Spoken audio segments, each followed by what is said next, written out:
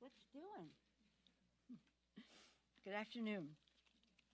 Thank you very much for accommodating the excitement that we had this morning with the visit of the President of the United States, a president with a big vision for America, and he came to speak to us about how he saw things now, presenting a framework about building back better with women. I've said over and over again, the provisions in the bill are about children learning, parents earning, and that means with universal pre-K and child care, with home health care, with child care tax credit and all the rest, that is a liberation for women to be able to pursue their careers, help take care of their families while their children and their family members are cared for. So in any event, what we talked about that was the fact that if any one of these features were in a bill that we were taking up in the Congress, if we were taking up the child care pieces of this and the home health care pieces of it, it would be historic, big, nearly $1 trillion.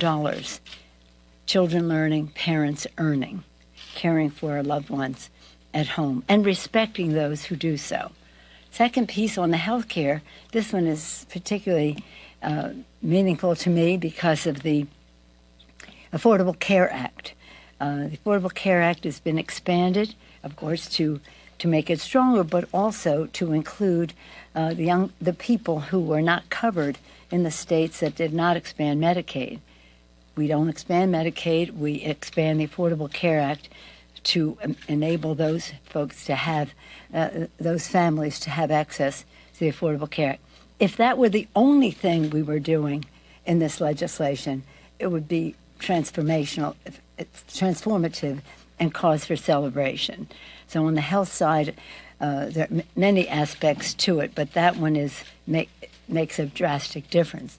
And then when we go to the third bucket, climate, well, as one who, when I was Speaker first time, the climate issue, well, for a long time has been my flagship issue, but at that time, I formed a select committee on climate, and we got good things with President Bush in terms of an energy bill, but not a climate bill. We couldn't get 60 votes in the Senate. That was when President Obama was president, and then we moved on to at the same time, we're doing the health issue. But it was then so important, now drastic and urgent, short fuse on the well-being of our planet. And so in this bill, I mean, imagine $500 billion in this framework that the president discussed, $500 billion, both in tax credits and outlays of what we need to do to protect the planet for the children.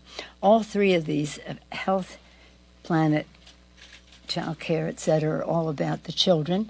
They're also about jobs, jobs, jobs, jobs, how people access them, jobs that are created by the new green technologies, jobs that are part of the national security of our country, that is necessitated by our protection of the environment. And so it is an initiative that gives a big tax cut to the middle class, creates jobs, good-paying jobs, lowers costs for families, and while making the wealthiest and big corporations pay their fair share. That's really the framework that the president shared with us this morning, and it's remarkable. It's remarkable in that it's a big vision, bigger vision than we've seen in a very long time, maybe dating back to President Franklin Roosevelt and the New Deal, in some respects to Lyndon Johnson, who had a great agenda as well. But we always remind everyone that Franklin Roosevelt had 319 Democrats in the Congress at the time, and we have 220, and that makes a big difference. So again, the transformative agenda, the president was knowledgeable. I mean, he knows chapter and verse because he wrote this. He campaigned on this. He spoke to this in his State of the Union address. I told him last night and this morning on the phone last night, but today in front of our colleagues, that when he gave that State of the Union address, we were sitting behind him, the Vice President of the United States, Kamala Harris, and the Speaker of the House, me, and people said, how did it feel? How did it feel, the two women? I said, well, that was exciting and historic. But what's really exciting is the speech the president made about women, not about two women, but about America's women and what would happen with this progressive agenda that he was putting forth. At the same time, we're moving forward with BIF, a once-in-a-century chance to rebuild the infrastructure that has been passed the Senate a while back. The BIF has good things and it has missing things, and of course the fact that we have the reconciliation. Let me not call it that anymore. Let's call it the Build Back Better legislation is essential because that's where we have the major investment in climate, although there is some in the BIF. Roads, bridges, water systems crumbling. Some water systems are over 100 years made of, and our colleagues talked about their own experiences in their own communities. Some made of bricks and wood. That's a nice water system, right? Electric grid is vulnerable to catastrophic outages, which you have seen, and decades of underinvestment have taken a devastating toll on the safety of our infrastructure. There's absolutely no question the most expensive maintenance is no maintenance, and that's where we are in many cases. And it's about jobs, jobs, jobs, jobs. Over the life of this bill, it'll be 7.5 million jobs just in the BIF. If you take it with the other bill, it'd be more like 20 million jobs over the 10-year period, just with these two bills, not talking about what else happens in the community, in the economy. So it is. It's pretty exciting. So where we are in time, that's what you want to know, right? At 3 o'clock, rules are 2:30. Right now, the Rules Committee is preparing to go in. They have text. The text is up. You know, people have said, I want to see text. The text is up. The text is up for review, for consideration for review. People will then say, well, this should be this way, or clarification, or addition, subtraction, whatever it is. This is the legislative process. And right now, though, today we will be having a hearing. They'll hear from our chairman about the greatness of the Build Back Better initiative. And it's pretty exciting. I'm so proud of the work that our chairs have done and the work that everybody did to try to cut it in half and in a way that we could maintain support for it, because that is competition for the dollar, even at $3.5 trillion. When you cut it in half, it becomes, shall we say, keener. So that's what's happening now. So we had said for a long time now, if we had a framework that had our priorities spelled out clearly and agreed to, that added up to a top line, start with the priorities, and then added up to a top line, which was the limit. Priorities, I mentioned the top line, 1.75 approximately, and the commitment that we would have the same bill pass the House and the Senate. That's what we have now. That's what the president presented. And we won't have anything, regardless of whatever input we have in the bill, unless it is agreed to by the Senate.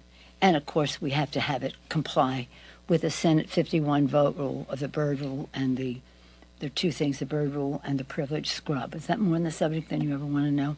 But anyway, that's what we have to do. And we hope to do that soon. But we, again, have to listen as the printed version goes out. There's some clarifications that will come forth because it's always moving a bit, and that will happen in the manager's amendment. So we're on a path to get this done. But for those who said, I want to see text, the text is there for you to review, for you to complain about, for you to add to, for subtract from, whatever it is, and we'll see what consensus emerges from that. But we're really very much on a path. So that's where we are. We have the BIF, we have the hearing today, we have the text out there. We're on a path to get this all done. Thank you, Madam Speaker. we've been hearing from a lot of progressives who say they would still not vote for this package. So is it premature to move forward with a vote on the bipartisan package today? And do you trust that Senators Manchin and Sinema will vote based off of what is outlined in this framework? Well, I trust the President of the United States. And again, the text is out there. If they have anybody, any senator, any House member, have some suggestions about where their comfort level is or their dismay might be, then we welcome that. But I trust the President of the United States. We will. We have, all the things I named, we have agreement on most of those things. Now, when people see the language, they may say, well, this goes more further than I thought. I don't know. We'll see what they say back. But we are within range on those things. There's some things that aren't not in. I frankly have not given up on, but being the mother of 5 in 6 years, I always bring that up. Change more diapers than anybody in the Congress. I still would like to see paid leave for the babies if we can't get the rest. But that's still a work in progress, shall we say. Madam Speaker, yes. When you hear from some of your members, like Cori Bush from Missouri, who say that she felt that she was, quote, her word, bamboozled by what she was expecting today, and from Mila Jayapal, the chair of the Congressional Progressive Caucus, saying that she has the vote to keep the infrastructure bill from passing, what's your response when you hear that sort of dissension in your caucus about where you stand when you present a very positive picture of where you are? Well, I have respect for all of our members in the full spectrum of the big tent that is our Democratic Party. And they have concerns when they hear Senator Manchin say something. Others have concerns when they hear that something. Everybody has the chance to say what they wish. Yes, sir. So one of the things that progressives want is to have a vote on the Build Back Better bill at the same time as the infrastructure bill. Yeah, that's right. That's what they said. Why not just wait, delay it for a few days, a week, or whatever, in order to move these bills at the same time? Why are you insisting on having this infrastructure? Well, we have had a target for this for a long time. You have to remember that we planned for $3.5 trillion. We were totally ready. And I say this because I feel some level of responsibility for working everybody so hard to be on time for September 15th. And then the rug was pulled out when they said we're not going that high, and then we had to take it down. But in the meantime, the clock did not stop ticking on the calendar. Did I mix my metaphors there or my time frames? So when we see that October 31st is the date of expiration of the Highway Trust Fund, then we made this the target date for us to get this done. We need certainty. Let me just read this to you from our colleague. Today, if the House does not pass the bill by October 31st, this is from Peter DeFazio, surface transportation programs once again must be extended. Without an authorization in place, the Federal Highway Administration, the Federal Motor Carrier Safety Administration, the National Highway Traffic Safety Administration, and the Federal Transit Administration will have to cease affected operations. As a result, they would force furlough of approximately 3,700 employees at the U.S. Department of Transportation. Short-term extensions are highly disruptive of transportation project planning and delivery carried out by the department, the states and the states' departments of transportation, transit, and all that goes on. So this is professional. Let's do it in a timely fashion. Let's not just keep having postponements and leaving any doubt as to when this will happen. Madam Speaker, Yeah. Madam Speaker, Yes, ma'am. Madam Speaker, just, you have called this as the President transformation. Excuse me, I'm sorry. I said you and the President have called this Yes, legislation transformational. to Build Back Better Act, but how is this transformational if you're having to cut things like paid leave, If you have to do what? I said, how is this transformational if you're having to cut things like paid leave, these major climate programs, and what are the plans going forward to try to deal with them? Well, thank you so much for your question. It is transformative and it is historic in its the issues that it addresses, and it's not issues, these are values. These are values and the resources that are allocated there. I'm still fighting for paid leave. I frankly have a hard time debating it because I don't understand why we wouldn't have that. But nonetheless, that does not undermine the fact that we have nearly $1 trillion in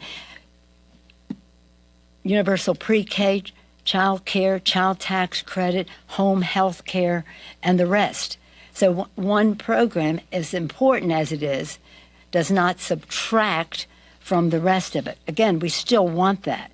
We have it. We passed it in the Department of Defense bill, a former Department of Defense bill, which has paid family leave, not medical, family leave for federal Department of Defense employees and the civilian workforce associated with that. So we've already have gone down that path very nicely. In fact, Senator Manchin said some very good things when he voted for that bill, which had that in there.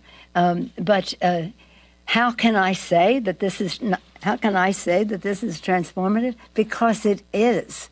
Because children in 12 states, families in 12 states will now have access to the Affordable Care Act.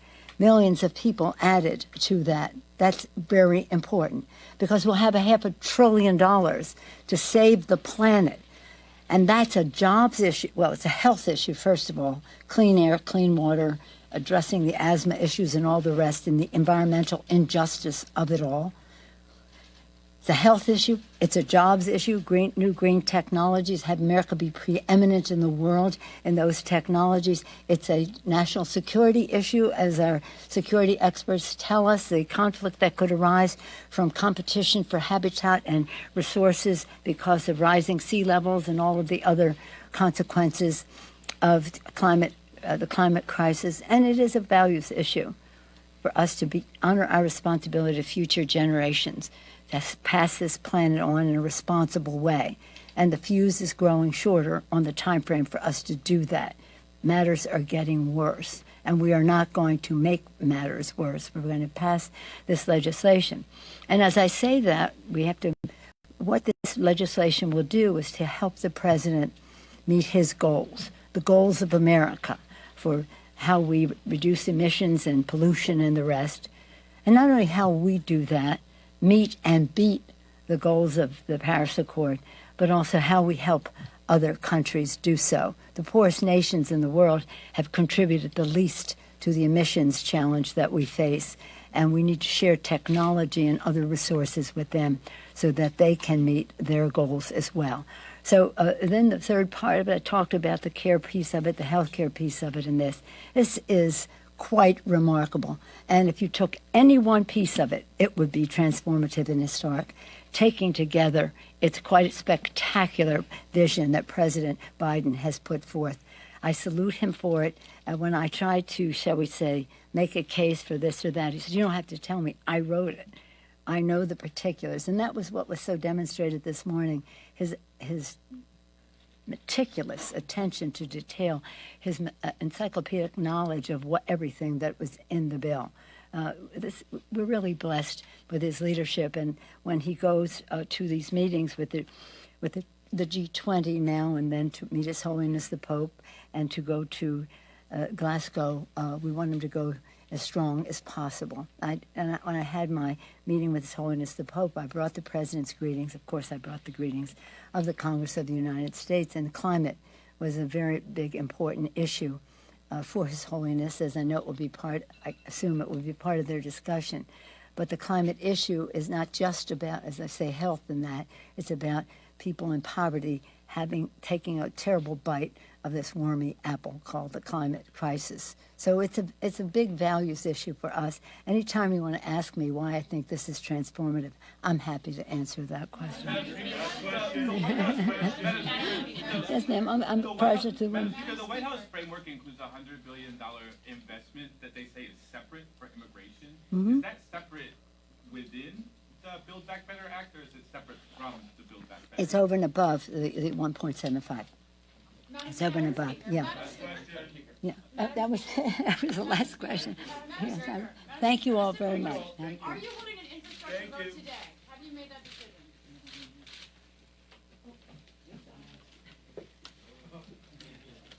So are you holding an infrastructure vote today? Are you wanting No, I'm infrastructure- just getting my math. Are you But that's very important. Or Will if there be you're- an infrastructure vote today? That sounds like it's a no if you're not